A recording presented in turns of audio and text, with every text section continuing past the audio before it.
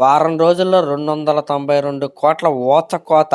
ఒక రీజనల్ సినిమాకి ఇది ఆల్ టైమ్ రికార్డ్ అనే చెప్పాలి. ఇంకా ఈ సినిమాని రీజనల్ ఇండస్ట్రీ హిట్ అవ్వకుండా ఆపటం ఎవరి వల్ల కాదనమాట. ఎందుకంటే కేవలం 7 రోజుల్లో ఈ సినిమాకి దగ్గరగా 300 కోట్ల గ్రాస్ అయితే వచ్చేసింది. ఇంకా ఈ సినిమాకి అద్భుతమైన లాంగ్ రన్ అయితే ఉండబోతుంది. ఈ మాట నేను ఎందుకు అంటున్నానంటే, ఈరోజు మండే పీక్ వర్కింగ్ డే అనమాట.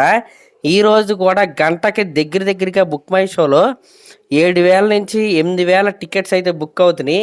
ఇంకెంతకంటే నిదర్శనం ఏముంది ఈ సినిమా ఇండస్ట్రీ హిట్ అయిద్దని చెప్పడానికి. నిజంగా ఫినామినల్ రన్ అయితే ఈ సినిమాకి అయితే ఉండబోతుంది. ఇంకా టోటల్గా బుక్ మై షోలో 3 మిలియన్ టికెట్స్ అయితే ఈ సినిమాకి అయితే బుక్ అయినాయి. ఇంకా ఓవర్సీస్లో అయితే 3 మిలియన్ గ్రాస్ అయితే ఈ సినిమా అయితే క్రాస్ అయిందనమాట.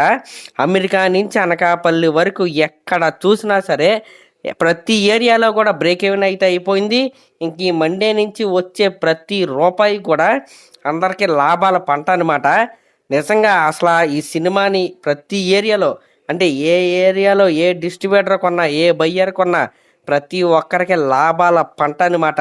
మనశంకర్ వరప్రసాద్ గారు పండగ అయిపోయిన తర్వాత కూడా ఇలా ఈ సినిమా కొన్న ప్రతి ఒక్కరింట్లో పండగ అయితే ఉండబోతుంది. ఇంకా కొంతమంది ఏమన్నారంటే, కలెక్షన్స్ పోస్టర్ రిలీజ్ చేస్తున్నప్పుడు ఓన్లీ చిరంజీవి గారి బొమ్మ ఉంది, వెంకటేష్ గారిని సైడ్ వేసేసారా, అది ఇది అని అయితే అంటున్నారనమాట. ఈ రోజు వచ్చిన పోస్టర్లో కళ్ళు పెద్దవి చేసుకుని అయితే చూడండి, చిరంజీవి గారిది వెంకటేష్ గారిది ఇద్దరివి కలిపొన్న బొమ్మే వాళ్ళైతే రిలీజ్ చేశారు. 292 కోట్ల గ్రాస్ అయితే ఈ సినిమాకి అయితే వచ్చింది. ఈ మండేకి 300 crore అయితే క్రాస్ అయిపోద్ది అనమాట. నిజంగా ఇది ఫినామినల్ విక్టరీ అనే చెప్పాలి. అంటే యూట్యూబ్లో నెగిటివ్ క్యాంపెయిన్లు చేశారు, చాలా ఛానల్స్ ఉన్నాయి, ఒక 5-6 ఛానల్స్ అయితే ఉంటాయి. వాటిలో ప్రతిరోజు నెగిటివ్ క్యాంపెయిన్స్, ఫేక్ కలెక్షన్స్ అని, సినిమా బాగాలేదని, అది ఇది అని ఇష్టం వచ్చినట్టు నెగిటివ్ క్యాంపెయిన్ చేసుకున్నారు, సైట్లలో రాసుకున్నారు. కానీ ఇవేమీ కూడా జన ప్రపంచనాన్ని అయితే ఆపలేకపోయాయి. ఎందుకంటే నిజంగా సినిమా బాగుంటే ఆ సినిమాని ఆపటం ఒక వెబ్సైట్ వల్ల, 4 యూట్యూబ్ ఛానల్స్ వల్ల, వేటి వల్ల కాదనమాట. జనం డిసైడ్ చేస్తారు సినిమా హిట్టా ఫ్లాపా అనేది. జనం డిసైడ్ చేస్తారు. ఈ మనశంకర్ వరప్రసాద్ గారు సినిమాని హిట్ చేసిన జనమే నిజంగా ఓల్డెన్ డేస్లోకి అయితే వెళ్ళిపోయారనమాట. ట్రాక్టర్లు వేసుకొని, ట్రక్ ఆటోలు వేసుకొని, బస్సులు వేసుకుని, అదేదో ఫ్యామిలీ అనుకుంటా, దగ్గరగా 100కి పైగా ఆ ఫ్యామిలీ మెంబర్స్ అయితే ఉంటారు. ఒక బస్సు అయితే మాట్లాడుకుని, ఒక థియేటర్ వాళ్ళు అయితే టికెట్లు అయితే కొనేసుకుని వేరే ఊరు నుంచి అయితే వచ్చి సినిమా అయితే చూశారనమాట.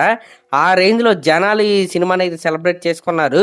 ఫ్యామిలీస్ తండోలుగా, నేను ఫస్ట్ నుంచి చెప్తానే ఉన్నాను, ఈ సినిమా ఆడే థియేటర్ ముందు ఒక బోర్డు పెట్టి సినిమాకి రావద్దు అని చెప్పినా సరే ఫ్యామిలీ ఆడియన్స్ మేము వస్తాంరా అని తోసుకుని మరీ వస్తారని నేనైతే చెప్పాను. ఇప్పుడైతే అదైతే నిజమైంది. చూశారు కదా, ఫినామినల్ విక్టరీ అనమాట. నిజంగా మెగాస్టార్ చిరంజీవి గారి కంబ్యాక్ అంటే ఏ రేంజ్లో ఉంటుందో ఈ సినిమా చూస్తే అర్థమైద్ది. అసలు ఆయనకి కాంపిటీషనే లేదు, ఆ కాంపిటీషన్ గురించి అసలు మాట్లాడాల్సిన అవసరం కూడా లేదు. నెక్స్ట్ వచ్చే సినిమా విశ్వంబర, దాని తర్వాత మన బాబీ గారితో ఒక సినిమా అయితే వస్తే, ఓడెలా గారితో ఒక సినిమా అయితే వస్తే, లైనప్ అయితే మామూలుగా లేదు. విశ్వంబర సినిమా కూడా ఇదే రేంజ్లో ఉండే సినిమా.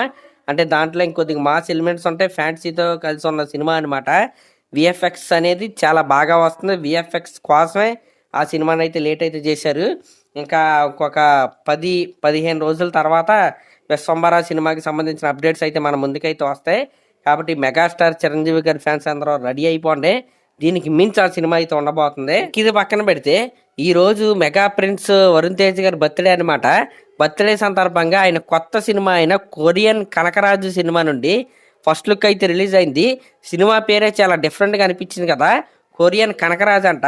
ఇంకా ఫస్ట్ లుక్లో ఆయన అటైర్ చూసుకుంటే పక్కా విలేజ్ బాయ్ లాగా అయితే కనపడుతున్నాడు.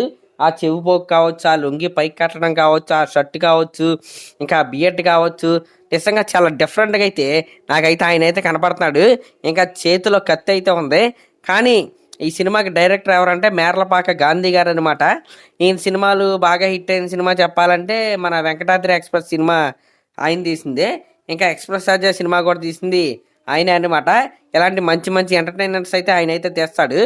అదే కోవలో ఈ సినిమా ఉంటుందా అనే వైబ్ అయితే నాకు ఈ పోస్టర్ చూస్తే అర్థమవుతుంది. వరుణ్ తేజ్ గారికి కంబ్యాక్ వచ్చి కూడా చాలా సంవత్సరాలు అయితే అయింది. మరి ఈ కనకరాజు కొరియన్ కనకరాజు సినిమా మరి కంబ్యాక్ ఇస్తో లేదా మనం అయితే వెయిట్ చేసి అయితే చూడాలి.